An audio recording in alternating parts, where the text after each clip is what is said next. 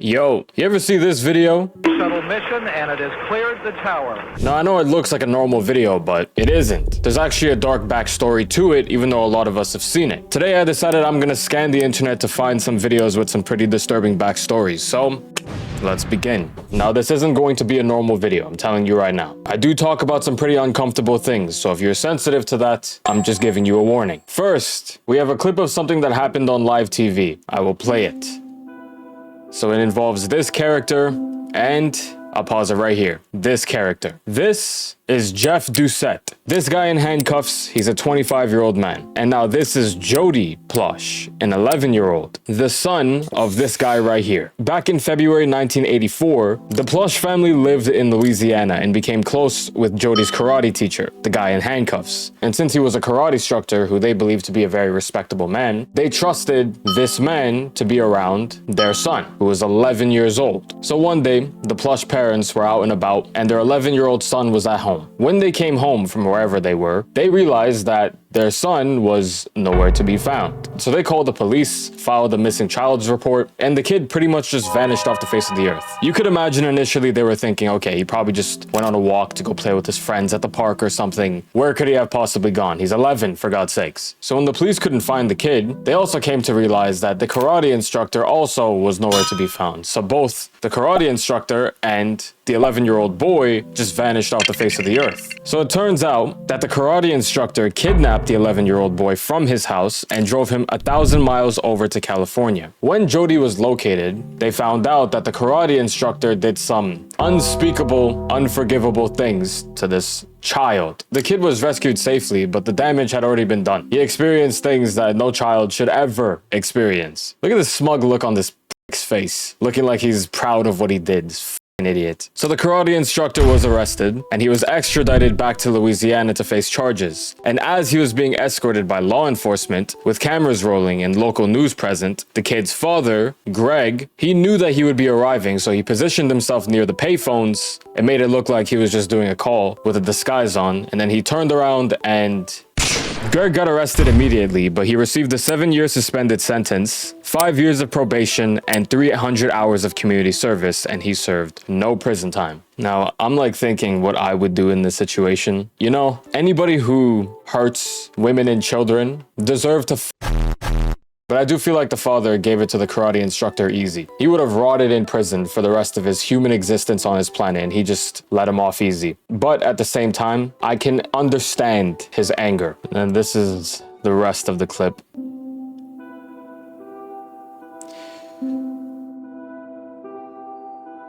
Speaking of crazy things being caught on live TV, the Space Shuttle Challenger disaster. On January 28th, 1986, 1986? Yeah, 1986. In this footage you are looking at, you could see a rocket being sent to space. Nothing wrong here, just a normal launch, but seconds later, it exploded. Within 73 seconds of it being launched, it got blown up. This mission was called the STS-51L, and it was the 25th Space Shuttle mission, meaning they had done this numerous times before. So it was just routine for them. And the people in charge of this had a lot of confidence backed by their previous experiences, so they began to be a little bit more neglectful of things that they shouldn't have been neglectful about. Very, very obvious things, and this is why this whole thing is a little bit nuts. The objective of this mission was to deploy a communication satellite to improve NASA's communication network with spacecrafts in orbit, and also to fly the first school teacher into space. That was their most publicized goal. So this is Krista McLaughlin. I already know I'm pronouncing her last name wrong. We'll just call her Krista. She was selected from 11,000 people who sent in applications to teach live lessons from space to millions of students watching from Earth, to basically prove that space travel was becoming something normal. So her and her 6 other crewmates, these guys, were sent to space. These are their names on screen, and this is a picture of all of them. And if you look at this picture with their faces here, all these guys look excited. And then if you zoom into this dude's face, he does not look too excited for the launch. Damn. The night before the launch, the temperatures dropped to -4 degrees Celsius. Now, if I'm being honest with you, I don't really know anything about what the correct temperatures are supposed to be before the launch, but that was the coldest temperature it had ever been prior to a launch. And the engineers caught on to this, and they were like, yo, this is not a good idea. They warned the management that the right solid rocket booster has a high likelihood of failure in those temperatures. But management was like, nope, just go ahead, it's fine. Don't worry, everything is gonna be fine. We have a tight schedule. We got stuff to do. Crazy, man. Like, shouldn't that have been the top priority, being like, okay, wait, like, hold up. I know we got local news coming, and I know everyone's ready for this, but we should maybe take care of the safety precautions first before anything. But they were like, nope, time is money, we got stuff to do. Actually dumb as hell. So at 11:38 a.m., they launched. And at 11:39 a.m., 73 seconds later, just as the engineers warned, the right booster caught a flame and the systems failed, and then it blew up on live TV, and everybody died. Everyone who was on the crew, all of these people, all passed away. What makes this even worse is that all of the warning signs were there. They're the engineers. They're the ones who understand this better than the management, and they gave very explicit warnings being like, this is not a good idea, but they still went through with it anyways. This whole entire space situation is very explainable. There's reasons why point A led to point B, but this next situation of this guy walking through an airport in Bulgaria, this clip is completely unexplainable. This dude walking right here, his name is Lars Mittank, and he was a 28-year-old guy living in Germany. He went on a trip to Bulgaria in 2014 with him and his friends, and near the end of this trip, he got into a fight with other tourists, apparently over football or soccer or something like that, and somehow, some way, he ruptured his eardrum. And what happens when you have a ruptured eardrum? I would give the bro science proper information, but let me just search it up to give the proper. It is a tear in the tissue separating the ear canal from the middle ear, often causing sudden pain, hearing loss, and discharge. And it usually heals within a few weeks. That's an important point. Sharp ear pain, hearing loss, ringing in the ear, dizziness, and its causes are these, but the main one is head injury, a direct blow to the ear. Getting in a fight with these tourists led to that. So he couldn't fly home. The doctors told him, don't fly because of the injury. So his friends had to go back to work and continue on with their lives because they obviously had stuff to do. But he stayed back for a little bit to cure a little. Later on, he started getting paranoid, saying that 4 men were following him at all times, and he just felt unsafe. So when he went to the store, he felt unsafe. He even called his mom, being like, Mom, there's people following me. And his mom was obviously worried for him, but she just needed him to get home safe. She's like, just stay in safe corners, keep to yourself, and get home. And then in July 2014, he went to fly home. He got to the airport. Everything was all good. He has his bags. He's on his way home, walking his way to the terminal. And then randomly, he just sprints out, like his bags are gone. And this is not just like jogging. He sprinted. Look at that.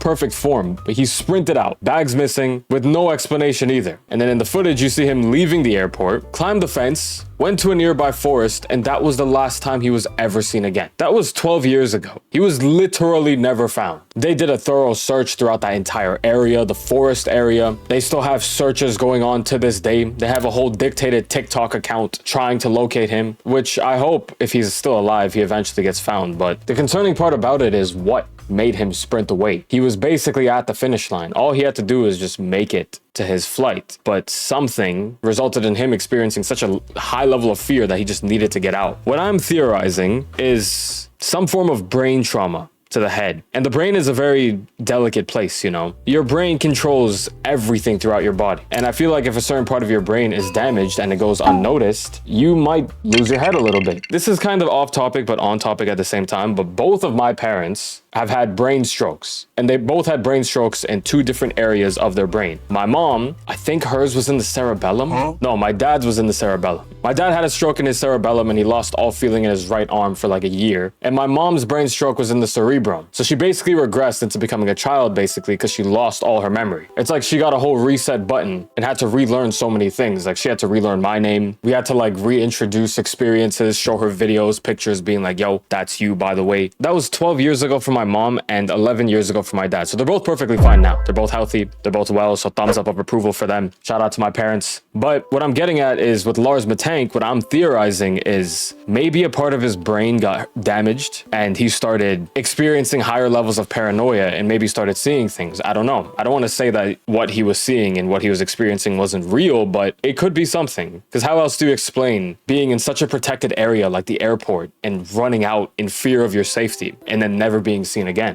I don't know, it feels like it makes a little sense, but I hope this guy eventually gets found if he's still alive, because he has loved ones who obviously still care about him. So if you see this dude, be sure to reach out to the family. This is their TikTok account. Now, speaking of more mysterious disappearances that make absolutely no sense, this next one, I have nothing. Like, I had at least a little bit of a theory for Lars Mittank, but this other one, no one knows anything. Like, it actually makes no sense. This is Brian Shaffer. Brian was a 27-year-old second-year medical student at Ohio State University. He was a smart guy. On March 31st, 2006, Brian went out drinking with two friends in Ohio at around 10 p.m. at a bar called Ugly Tuna Saloon. What kind of name is Ugly Tuna Saloon? Anyways, so in this footage, you can see him going up an escalator with his two friends, and this bar has two exits: the main public area with the escalator, as you can see right now, and the service construction area, which had less cameras, but ultimately still had cameras pointing in that direction. This is important. He got there at around 10 p.m. At around 1:15 a.m., you can see him coming back out to go talk to two girls outside the bar, and then he went back inside. I believe Brian and his girlfriend had plans to go to Miami